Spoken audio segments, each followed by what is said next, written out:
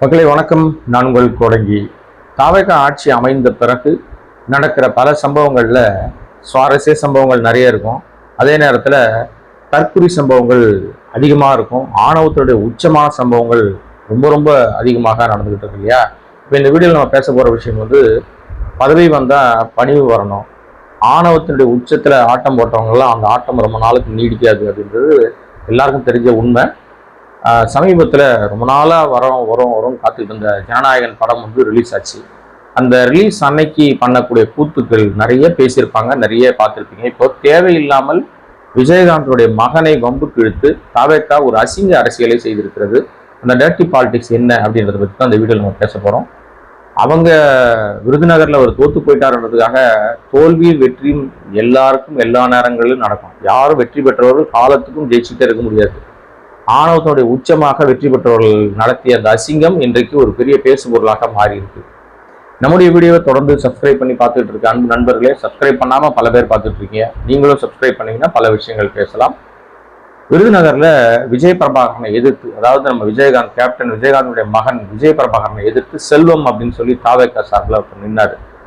ஆக்சுவலா பல சுற்றுக்கள்ல விஜய் பிரபாகரன் முன்னிலை இருந்தாரு. அப்புறம் செல்வம் வெற்றி பெற்றார். ஒரு 1000 சில்லற ஓட்டுல தான் அவர் ஜெயிச்சிருக்காரு. பெரிய வெற்றிலாம் ஒன்றும் இல்லை. எப்படியோ ஒரு ஓட்டுல ஜெயிச்சாலும் வெற்றி தான், ஒரு ஓட்டுல தோத்தாலும் தோல்விதான். ஆனால் வெற்றி தோல்வி என்பது வீரனுக்கு அழகு, வீரனா இருந்தா. இப்ப செல்வம்ன்ற அந்த தாவேகா எம்எல்ஏ ஆணவத்தினுடைய உச்சத்துல ஆடிட்டு இருக்காரு போல இருக்கு. ஏன்னா திரையரங்குல இந்த ஜனநாயகன் ரிலீஸ் அன்னைக்கு அவங்க பண்ண கூத்து இருக்குல்ல, இந்த கூத்து எல்லா தேட்டர்லயுமே நிறைய தேட்டர்ல படம் பார்த்த அமைச்சர்கள்லாம் கண்ணீர் விட்டு அழுதாங்க. அதாவது இவர்களுக்கு எப்படி தெரியுமா, கரூர்ல 41 பேர் செத்தப்ப கண்ணீர் விட்டு அழுத நம்ம அன்பில் மகேஷையும் செந்தில் பாலாஜியும் நக்கல் அடிச்ச தற்குறி கூட்டம், அப்பெல்லாம் அவங்க கண்ணீரே வரல. பிஞ்சு குழந்தைகள் நசுங்கி செத்து போயிட்டாங்களே, யாரால செத்தாங்கன்னு எல்லாம் தெரியும். இந்த நம்ம முதலமைச்சர் சப்பு விஜயனுடைய தாமதமான வருகையினால்தான் 41 மரணம் நடந்துச்சு. அது எந்த மாற்றமும் இல்லை. அது எல்லா காலங்களும் நம்ம சொல்ற விஷயம்தான். அது சிபிஐ விசாரணை போயிட்டு இருக்கு. அது என்ன வரப்போகுதுன்றது நமக்கு தெரியாது. சிபிஐ தலை மேல, அதாவது சப்பு விஜயோட தலை மேல ஒரு கத்தியை தொங்க விட்டு காத்துக்கிட்டு இருக்கு. என்ன வேணா நடக்கலாம். அந்த நேரத்துல துக்கம் வரல, சோதனை வரல, அழுக வரல, ஒரு இழவும் வரல. 41 வீட்டுல இழவு வந்துச்சு. ஆனா கூட அந்த சோகம் எதுவும் ஆட்படைக்காத, அது பணத்தால அவங்க எல்லாம் வாயை அடைச்சிருக்காங்க. இப்போதைக்கு பணம் கொடுத்து அடைச்சிருக்காங்க வாயை. இப்போ அரசு வேலை வேற கொடுத்துருக்காங்க, தற்காலிக வேலை. அப்பெல்லாம் அழுக வரல. காவிரியில தண்ணி வரல. மேட்டூர் டேம்ல ஜூன் மாசம் 12ஆம் தேதி தண்ணி திறந்து விடல. குறுவை சாகுபடி திறக்கவே இல்லை. கடன் வாங்கின விவசாயம் எல்லாம் பாதி பேர் வட்டி கட்ட முடியாம திணறிட்டு இருக்காங்க. கடனை அடைக்கிறேன்னு பொய் சொல்லி ஏமாத்தி கடைசியில எதுவுமே செய்யாத விவசாயிகள் கண்ணீர் விடும் போது அந்த விவசாயிகளுக்கு சேர்ந்து பரிதாபப்பட்டு கண்ணீர் வரல. எந்த அமைச்சருக்கோ எந்த தாவேகா காரனுக்கும் கண்ணீர் வரல. அப்புறம் அகால மரணங்கள் அப்படின்றத தாண்டி போலீஸ் லாக்அப் டெத் நடந்துச்சு. சபரிவர்மன் ஒரு மாற்றுத்திறனை அடிச்சே சாவடிச்சிருக்கான் 19 இடங்கள். அப்பெல்லாம் கண்ணீர் வரல. இப்ப சமீபத்தில் அருணாச்சலம்னு ஒருத்தனை போலீஸ் கூட்டு போய் அடிச்சு விசாரணை கைதின்னு அடிச்சு சாவடிச்சது. இங்க சென்னை புழல் சிறையில ஒருத்தனை போலீஸ் ஸ்டேஷன்ல அடிச்சு அவன் சிறையில இருந்துட்டு அவன் வெளியே செத்தது. இப்படி கிட்டத்தட்ட 4 மரணங்களுக்கு மேல லாக்அப் டெத் நடந்ததா சொல்லும் போது கூட எந்த கண்ணீரும் வரல. எதற்குமே கண்ணீர் வரல. இங்க டெல்லியில போராட்டம் நடந்துகிட்டு இருக்கு. மாணவர்கள் மண்டை அடிச்சு உடைக்கிறானுங்க, முட்டியை உடைக்கிறானுங்க. தாறுமாறா போலீஸ் பொறுக்கித்தனமா நடந்துக்குது. அது போலீஸா பொறுக்கியான்னு தெரியாத அளவுக்கு இருக்கு. நேம் பேஜ் போடாம பொறுக்கித்தனம் பண்றான். ஏன்னா நேம் பேஜ் போட்டவன் நல்ல போலீஸ்காரனா இருப்பான். ஏன்னா அவன் தன்னை அடையாளப்படுத்துறான். ஆமா நான் போலீஸ்காரன், என் பேர் இதுன்னு சொல்லி அடையாளப்படுத்துறவன் அவனை போலீஸ்காரன் நம்ம ஏத்துக்க முடியும். நேம் பேஜ் போடாதவன் பொறுக்கியா தான் இருப்பான். அவன் போலீஸா இருக்க வாய்ப்பு இல்லை. அப்ப மாணவர்கள் அடிச்சு அவங்க அடி வாங்குறத பார்த்து எங்கேயோ எத்தனையோ மயில் தள்ளி இருக்கிற நமக்கே பதபதைக்குதுன்னா, அப்பெல்லாம் இந்த தற்குறி கும்பலுக்கு கண்ணீர் வரல. இந்த வீட்லயும் பிள்ளைங்க இருப்பாங்கல்ல, இந்த வீட்லயும் படிப்பாங்கல்ல. அமைச்சர் வீட்டுல பிள்ளைங்க இருக்க மாட்டாங்களா? முதலமைச்சர் வீட்டுல தான் பிள்ளை இல்லை. நம்ம என்ன பண்ண முடியும்? அவர் போயிட்டாரு.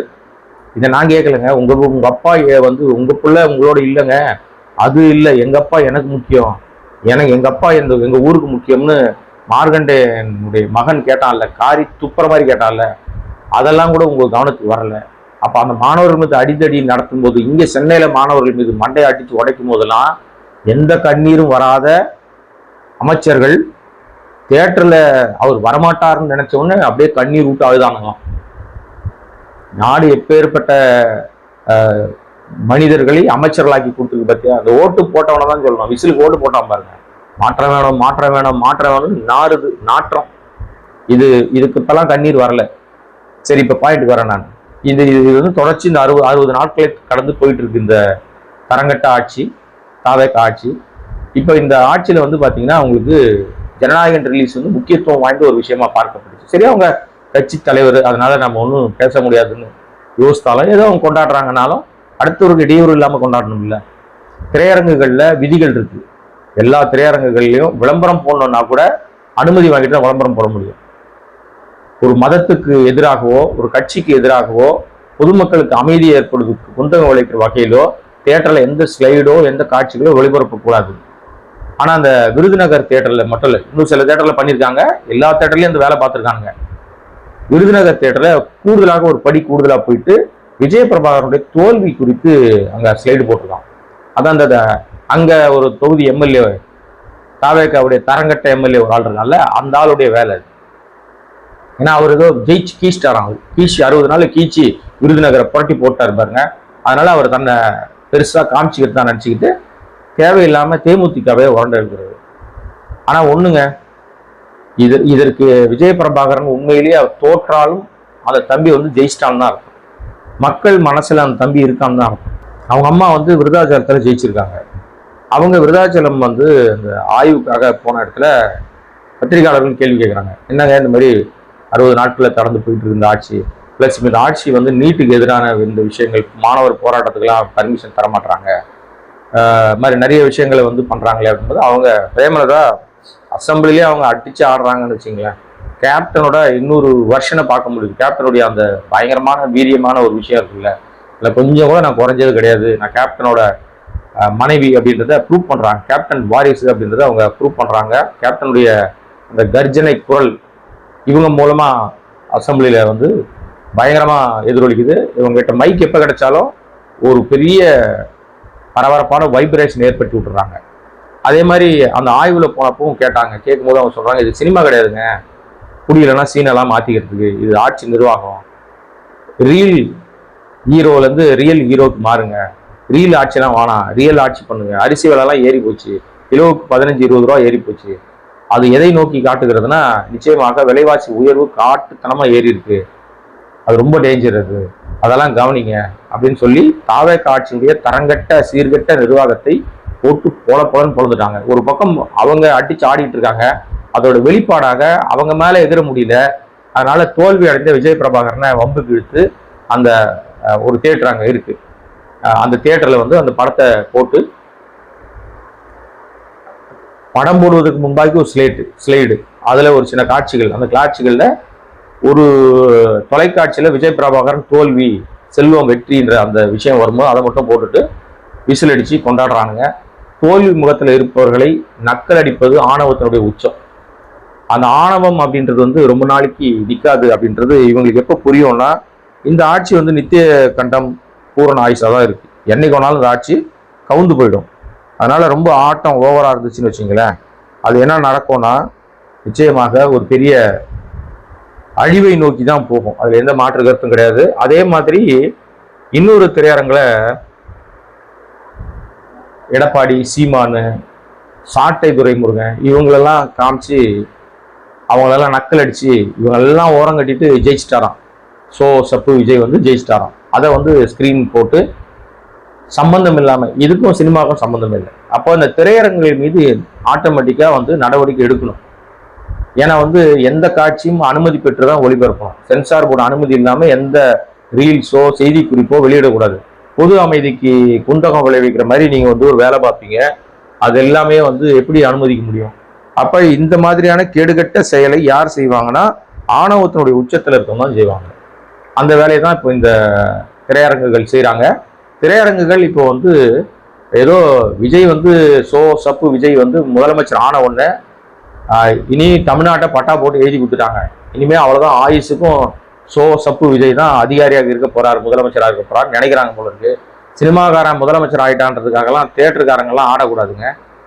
முதல்ல இந்த ஸ்லைடு வெளியிட்ட எந்த திரையரங்கமா இருந்தாலும் எவனா இருக்கட்டும், திரையரங்கு யாருக்கு திரையரங்கம் தான் நமக்கு என்ன இருக்கு, அந்த திரையரங்குகள் மீது சட்டப்படி நடவடிக்கை எடுக்கணும். ரொம்ப தப்பான நடவடிக்கை. இது பொது அமைதிக்கு பங்கம் விளைவிக்கிற வேலை. இப்ப 2 தரப்பையுமே வந்து அவங்க வந்து வம்ப வளர்த்து பிரச்சனை. இப்ப தேமுதிகவுடைய அந்த இளைஞரணி சம்பந்தப்பட்ட அந்த நிர்வாகியை பத்தி, கேப்டனுடைய மகனை பத்தி தப்பா நீங்க வந்து போர்ட்ரேட் பண்ணி நக்கல் அடிச்ச உடனே தேமுதிகவுடைய ஆட்கள்லாம் அங்க போய் உடனே பெரிய கோஷத்துக்கு போயிட்டாங்க, ஆர்ப்பாட்டம் பண்ண போயிட்டாங்க.